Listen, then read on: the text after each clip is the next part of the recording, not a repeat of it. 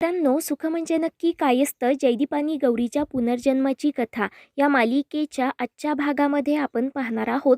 नित्या अधिराजला म्हणते, अशा शब्दांच्या बुडबुड्यांनी पोट नसतं भरत.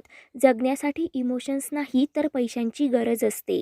तेव्हा अधिराज म्हणतो की जिवंत राहण्यासाठी जेवढा पैसा लागतो ना तेवढा कमवतो आम्ही, परंतु जगण्यासाठी जे काळीज लागतं ना ते काळीज तुझ्यासारख्या दगडाकडे नाहीये.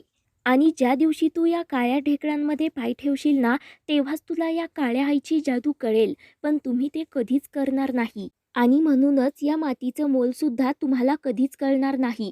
आता पालथ्या घड्यावर पाणी टाकायला मला सुद्धा वेळ नाही, म्हणून अधिराज सर्वांना कामाला लागायला सांगतो व तेथून जाण्यासाठी निघतो. तेव्हा नित्याच्या पाठीमागे काही बांबूच्या मुळ्या ठेवलेल्या असतात.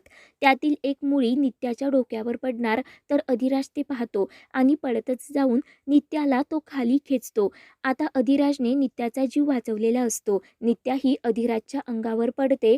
तेव्हा सर्वांना मोठा धक्काच बसतो. नित्या उठते आणि अधिराजवर चिडूनच म्हणते की हे काय केलंस तू? तुझ्यासारख्या पुरुषांना मी चांगलंच ओळखते. जरा संधी मिळाली की स्त्रियांच्या अंगचटीला यायचं. तुझी हिंमत कशी झाली माझ्या अंगाला हात लावण्याची? म्हणून नित्या भडकते. राज म्हणत असतो, अहो मॅडम, मी तुम्हाला वाचवलं. तेव्हा नित्या काही एक विचार न करता सनकन राजच्या कानाखाली मारते. ते पाहून सर्वांच्याच पायाखालची जमीन हादरते. तर नित्या मोठ्यानेच ओढत विचारते, मला वाचवायचंच होतं ना, मग पुढे ढकलून द्यायचं होतं. स्वतःच्या अंगावर का ओढून घेतलंस? स्त्रीच्या इच्छेशिवाय तिच्या अंगाला हात लावणारा कोणताही पुरुष हा खालच्या दर्जाचाच असतो. आणि आज तर मला पक्की खात्रीच पटली, सगळे पुरुष हे सारखेच असतात. गाव असो किंवा शहर, सगळे संधी साधू. आणि अशा पुरुषांना भर चौकाट फटके दिले पाहिजे. आणि तू इथून पुढे माझ्या अंगाला हात लावायचा तर काय, माझ्या जवळ जरी येण्याचा प्रयत्न केलास ना तर मी तुझा जीव घेईन. या सर्वांसाठी तू त्यांचा हिरो असशील, परंतु माझ्यासाठी तू विलन आहेस, विलन. असं म्हणत नित्या चिडूनच तेथून निघून जाते. तर आता राजला सुद्धा नित्याचा खूप राग आलेला असतो. तो म्हणतो, आता हिला धडा शिकवायलाच हवा, ते पण हा अधिराज शिकवणार. त्यानंतर दुसऱ्या दिवशी सकाळी राजावाडीमध्ये डॉक्टर आलेले असतात. ते माईंचं चेकअप करत असतात. तर माई धोंडीबासोबत म्हणजे त्या दगडासोबत बोलत असतात की धोंडीबा, मला माहिती आहे माझे जयदीप गौरी एकत्र आलेत, परंतु ते पुन्हा वेगळे व्हायला नको. तेव्हा गावातील तो व्यक्ती म्हणत असतो ज्याच्या घरी माई असतात की डॉक्टर साहेब, काही कळेना झालं बघा. किती वर्ष झाली मी या आजीला बघतोय, परंतु इतक्या खुळ्यासारखं वागताना कधीच पाहिलं नव्हतं. तर माई विचारतात, खुळं कुणाला म्हणतोस रे? मला का? अरे तू खुळा, तुझी ही बायको खुळी, डॉक्टर खुळे. मला खुळे समजणारे तुम्ही सर्वजण खुळे, कारण माझे जयदीप गौरी येणार आहेत. ते इथेच कुठेतरी जवळच आहे हे मला माहिती आहे. तर डॉक्टर म्हणतात आमगाव. ते ऐकून माई खुश होतात आणि जगदंब नावाचा जप करत असतात. डॉक्टर म्हणत असतात की उद्या आमगावमध्ये ब्लड कलेक्शनचा कॅम्प आहे, तिथे यांच्या सगळ्या काही ब्लड टेस्ट तुम्ही करून घ्या. तेव्हा तो व्यक्ती म्हणतो, ठीक आहे, तुमच्या गोळ्या औषधांनी जर यांना बरं वाटलं नाही ना तर मी त्यांना आमगावमध्ये घेऊन जातो. तेव्हा डॉक्टर म्हणतात, तुमचं या आजीशी काही नातं नसताना सुद्धा तुम्ही त्यांची एवढी काळजी करता, खरंच मला खूप कौतुक आणि नवल वाटतं. तर तो व्यक्ती म्हणत असतो की गावातील सर्वच लोक या आजीची अगदी प्रेमाने काळजी करतात. तर त्याची बायको सांगते, गावातील लोकांनी तर आजीसाठी घरसुद्धा बांधून द्यायचं ठरवलं होतं, पण ही आजी म्हणाली की जेव्हा माझे जयदीप गौरी परत येतील ना तेव्हाच मी त्यांच्यासोबत घरात राहायला जाईल. आणि आता या आजीवर गावातील सर्व लोकांचं का प्रेम आहे हे मी ती बरी झाल्यानंतरच सांगेल, बरं का आजे. उद्या मी तुला आमगावला घेऊन जाणार आहे.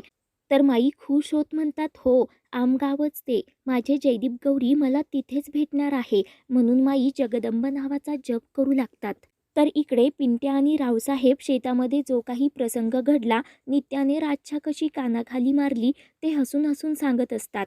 तेव्हा वसुंधरा देवी पिंट्याच्या कानाखाली मारतात आणि रावसाहेबला चिडूनच विचारतात, आता दात काढत बसणार की या संधीचा पुढे फायदा कसा घ्यायचा याचा विचार करणार आहात? आता एका दगडात दोन पक्षी मारायचे. त्या नित्या दिदीला त्रास द्यायचा आणि बंदूक ठेवायची अधिराजच्या खांद्यावर. तर रावसाहेब हसतच म्हणतो, म्हणजे नित्याच्या नजरेत तो असेल विलन आणि मी असेल हिरो. तर वसुंधरा देवी पुढे सांगतात की नित्या दिदीच्या पैशांवर आपला डोळा ठेवायचा, त्यांच्या तिजोरीला पाईपलाईन लावून आपल्या तिजोरीतील हंडा भरवायचा.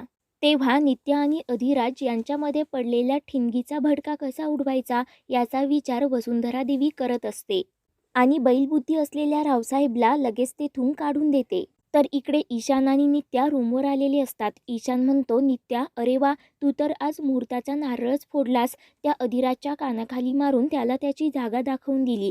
आता त्याला त्याच्या जागेवर ठेवण्याची जबाबदारी माझी. आणि मी तर तुला आधीपासूनच सांगत होतो, अशा लोकांना त्यांच्याच भाषेत उत्तर द्यायला हवं.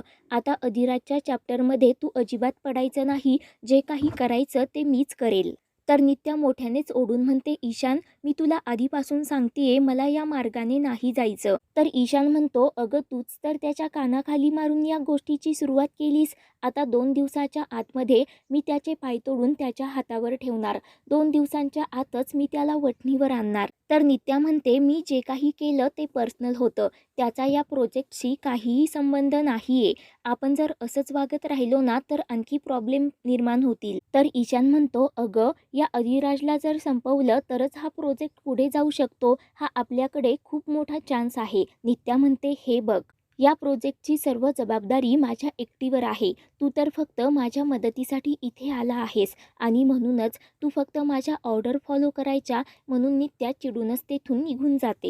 तर ईशानसुद्धा रागानेच रूममधील सर्व वस्तू इकडे तिकडे फेकून देतो. तर इकडे सावरी पाहुणीला म्हणते, मला जेव्हा कॉलेजमध्ये हे कळलं ना तेव्हा लेक्चर अर्धवट सोडून आले. माझ्या दाद्यावर हात उचलणाऱ्या त्या मुलीचा हात तोडून मी दुसऱ्या हातावर ठेवते की नाही ते तू बघतच राहा.